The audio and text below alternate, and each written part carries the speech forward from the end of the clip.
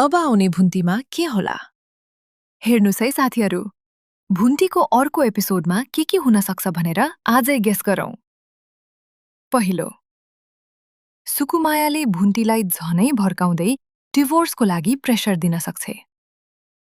दोस्रो, भूपेन्द्र बिरामी भएर अझ सिरियस हुन सक्छ अनि घरमा हाहाकार मच्चिन सक्छ। तेस्रो, बौजूले प्रपर्टी आफ्नो नाममा गर्न वकिल कहाँ पुग्न सक्छिन्, तर भूपेन्द्रले थाहा पाएर रोक्न सक्छ। चौथो, म्याडमको घरमा कसैले सुकुमायालाई चिन्न सक्छ अनि भुन्तीलाई साँचो कुरा भन्न सक्छ। पाँचौं, भुन्तीको मनमा भूपेन्द्रको माया अझै छ भन्ने देखिन सक्छ अनि रुन सक्छिन्। तपाईलाई कुन गेस सही लाग्छ?